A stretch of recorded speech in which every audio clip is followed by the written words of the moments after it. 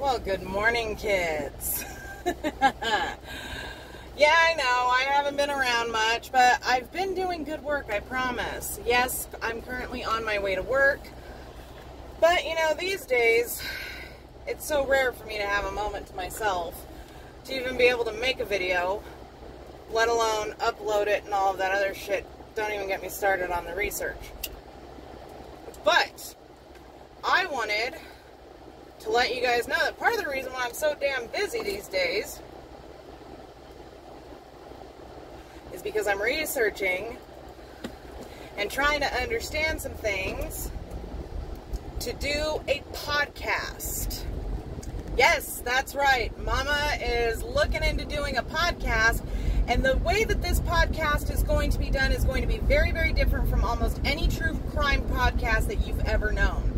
Not only are we going to discuss individual cases in depth, depending on the case, but we are also going to start diving into the problems in our judicial system, everything that leads to wrongful convictions, but also not just what leads to wrongful convictions, but how, even when you're convicted rightfully so, your rights are being mishandled.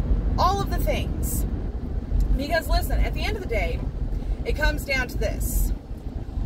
Our judicial system, in theory, is perfect. The adversarial judicial system is beautifully designed, and it is meant to be self-checking. What the designers of the system forgot, and I think we all forget this quite a bit, is the human element. Absolute power corrupts absolutely. Laziness, the tendency of just, you know, barely doing enough to justify getting your paycheck, all of that is what ultimately can lead to the breakdown of any system, but most especially the judicial system. And if there is ever a area that you want absolute attention to detail, where being a perfectionist is an asset rather than a liability, it is the judicial system, the American criminal judicial system, and really just any criminal judicial system as a whole. Now,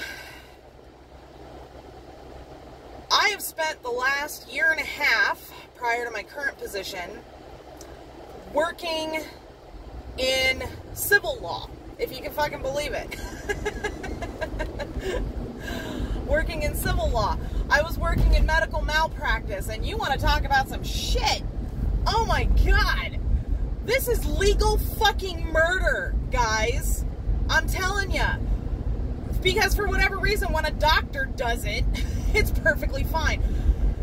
And I have seen some shit, y'all. I have seen some shit. And the fact of the matter is that at the end of the day, all the videos that I do, everything that anybody does, whether it be Sean Atwood or me or, you know, any blogger, any YouTuber, any podcaster, at the end of the day, it means exactly shit if our listeners aren't going to back it up and give it some teeth by actually holding their local law enforcement departments and DAs accountable. Give me one moment, I have to put air in my tire. So, to continue. That tire was getting so low. I got myself a new car, and I've, you know, spent the better part of the last few months kind of getting to know her, and yeah, I completely spaced to check the tire, because, you know, when you're running around at 1,000 miles an hour, that tends to happen. But, you know, as I was saying, the fact of the matter is that no matter what any of us talking heads do, I can give you research, I can give you numbers, I can give you all of my fact-based information on everything, But it means exactly nothing if our listeners don't give it teeth. And you give it teeth by holding your local law enforcement, your local government, all the way up to your state government. You give it teeth by holding all of them accountable. By forcing them to do their jobs and do them right. And I'm sorry guys, but I'm not seeing it. I'm not seeing the en masse holding of their feet to the fire, and it's actually really kind of starting to piss me off because, like, listen, part of the reason why I stopped doing as much work on the Avery case as I was doing, and I you know, just kind of went into myself, is because you guys are very good about demanding new videos on the latest piece of information to come out, but when I give you a case that has no attention whatsoever and is arguably worse than the Avery Dassey case, you guys couldn't give less of a shit. And it makes me wonder, are you in this particular niche because you want to help the judicial system? You want to actually help the very real people behind all of these cases? Or are you in it because it's fun? Because I'm in it because not only is it my passion and it's what I'm good at, but because at the end of the day, I don't trust anybody else to do it. Whoops. You just got a glimpse of my backseat.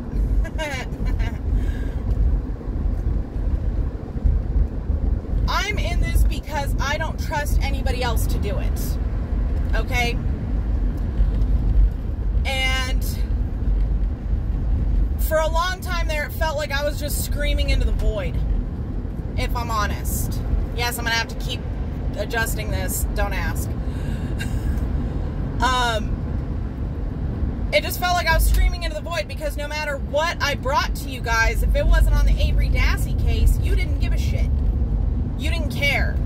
Those videos didn't get nearly the views that the Avery Dassey videos got, and that pissed me off because you guys say that you trust my judgment. You say that you know, trust me. And then when I bring you something that's not Kathleen Zellner, you don't give a shit. And that's a problem. That is a real problem because that shows me that you don't actually give a shit about wrongful convictions. You care about the famous cases because there's a lot of notoriety to them. Listen, kids, the latest conservative, and I say conservative, estimate of wrongful convictions is 90,000 wrongfully convicted prisoners in the United States alone. And that's not talking of that's just the big ones. That's just your murders, your rapes, your armed robberies, you know, shit like that. That's the heavy stuff. When you take into account all of the lighter shit, the misdemeanors, the DUIs, the domestic violence, the child abuse cases, you know, all of those smaller things, that number increases to such a degree as to be unfathomable. The reason why the estimate is 90,000 is because all that they can really count are the big ones. The littler ones throws that number into the stratosphere to the point that it's incalculable. Okay? So, when you take that into consideration, we have got a real problem here. We have got the kind of problem that only numbers can solve. And when I say numbers, I mean people. And when I say people, I mean you. And then you guys don't give a shit about anything beyond Avery Dassey, and it really becomes disheartening because, listen, I turned my passion into a career. At present, I'm currently trying to decide if I really want to go to law school, because I'm sorry, but I work with lawyers. The amount of shit that they have to go through, and quite frankly, I would be very restricted being a attorney on what I could say and what I couldn't say and blah blah blah. You know, as a non-attorney, as a paralegal, you know, as long as it doesn't reflect badly on my employer and I don't give out their names, you know, I can say whatever the fuck I want. And ultimately, at the end of the day, how many wrongful convictions could I honestly have an impact on during the course of my career? 50 at best? And that's if I work 24 hours a day until I croak? You know? And don't get me wrong, totally would. Totally would. But this is a systemic issue. This is a systemic problem. And we're not going to fix the system one case at a time. This is folly. So then the question becomes, how do we have the biggest impact on the most numbers in the shortest amount of time? Information, but not information is fucking useless if nobody does anything with it. Okay? At this point, it's just going to turn into a rant because, honestly, guys, I've been telling y'all for years that we need to do something. And I've been screaming into the void, telling you guys, please pay attention to these other fucking cases. And you guys could give a shit. But I have faith in you. There's a reason y'all call me mama. The reason y'all call me mama is because, like your mother, I love you unconditionally. But that doesn't mean when I'm not going to tell you that I'm not going to tell you when you're being a dipshit. Okay? That's a mother's job. Is to remind you, gotta love Albuquerque, is to remind you that I know you're better than this. I expect better from you because I know you can do better. Okay? So, that's what this podcast is all about. We will discuss individual cases. True, we will. And we'll get in depth. I mean, maybe I should change my title to legal proctologist because I'm about to get all up in their business. But we're also going to, and the main focus is going to be on the systemic problems of the judicial system as a whole. For example, this is something I've been wanting to bitch about for a minute. For example, and don't be surprised if a lot of these videos start coming from my car. My commute to work is about a half an hour every day. To and from. For example, one of my biggest and most egregious complaints is journalists. You know, listen, kids. And the reason why journalists are able to do this, what I'm about to bitch about, is because of consumers like you. You guys are so rabid for true crime that journalists throw journalistic integrity out the goddamn window in favor of being able to bring you the latest scoop with very little fact-checking behind it. And this directly leads to wrongful convictions. this directly leads to the breakdown of our judicial system. I remember watching a documentary recently on, I think, the Night Stalker, and the detective on the case was talking about how this one journalist in California was just creating a lot of fucking issues, and at one point she tells him, he said, no the fuck he does not, Cupcake. He doesn't gotta give you shit. Do you understand? We are talking about a fucking serial killer. Okay? We're talking about human lives. You dipshits will release anything, however fucking half-cocked, just so that you're able to break the scoop. Because of, and it's not even because you believe in the American people's right to know the truth. You're trying to further your career. At the end of the day, that's what it is. You're being selfish. You want to break the scoop so that it adds a bullet point to your fucking resume, and you are putting people's lives, not just potential victims, but also potentially wrongfully convicted inmates' lives on the fucking line so that you can further your career and get a promotion. You fucking disgust me.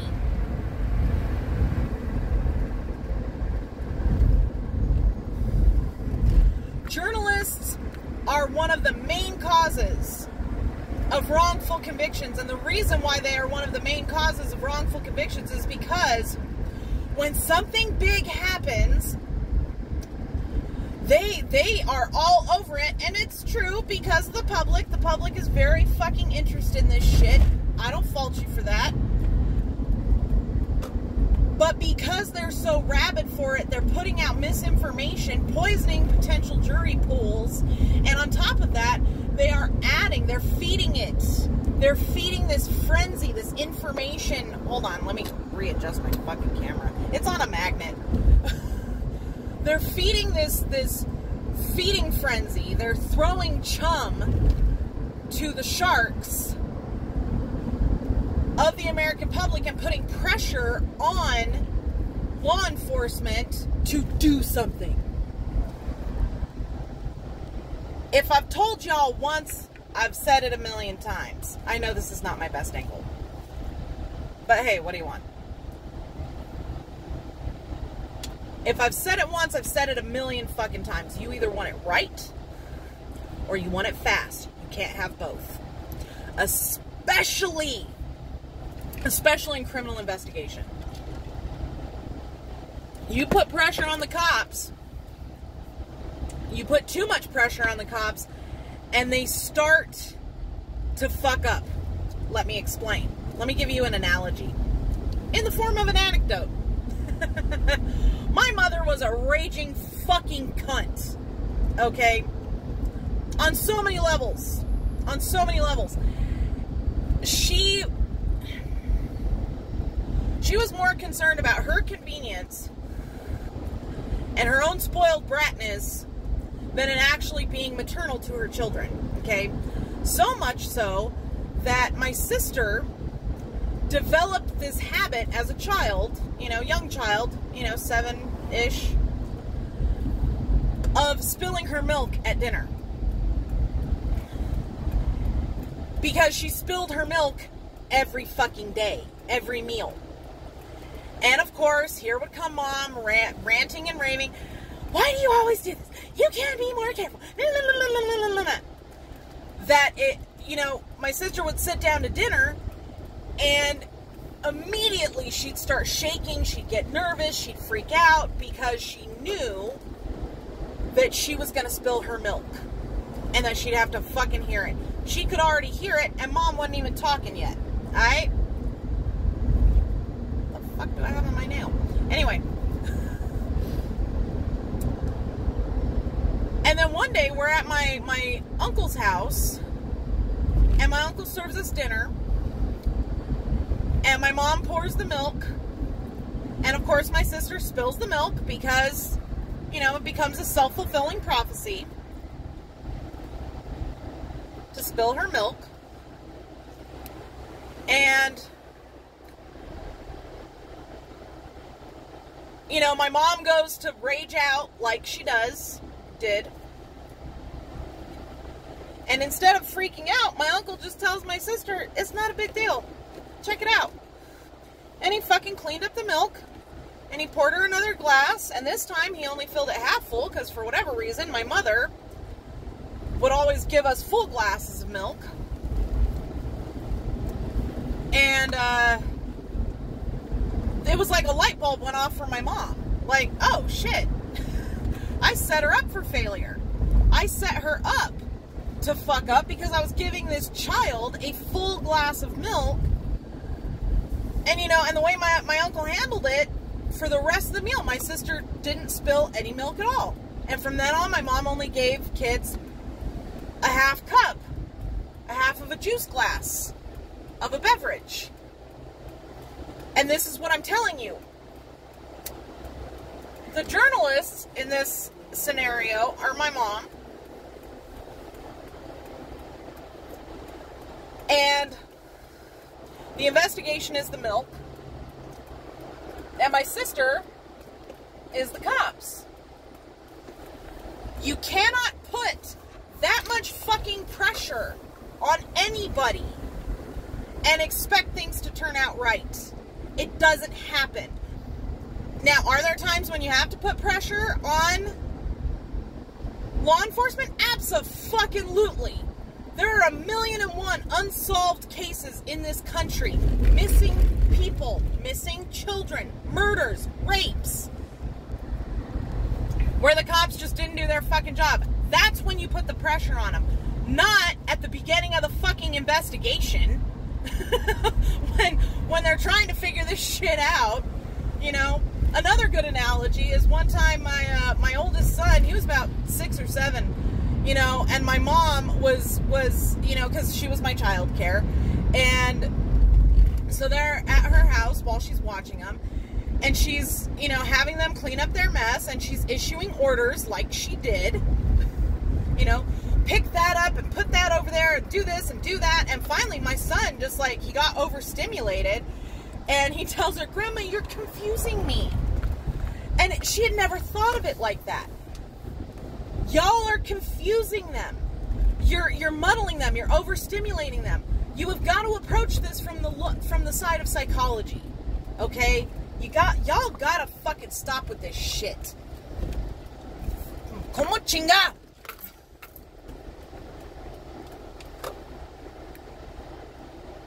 Listen, kids, I love y'all to death. I do. And I miss you guys. But I'm over here doing actual work to help actual people.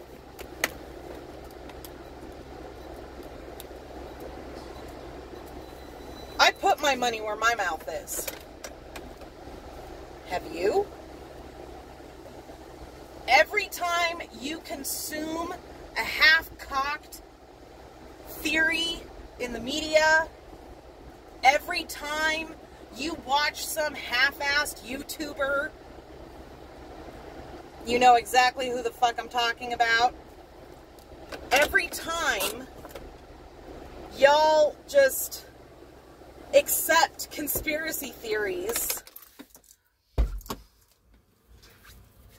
you add to the problem. Do you understand?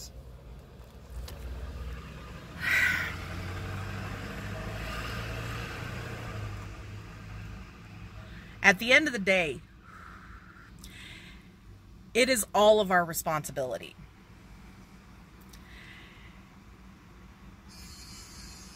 And as a society, we are only going to be able to solve this problem if we all work together. And that means caring about the cases that are not famous.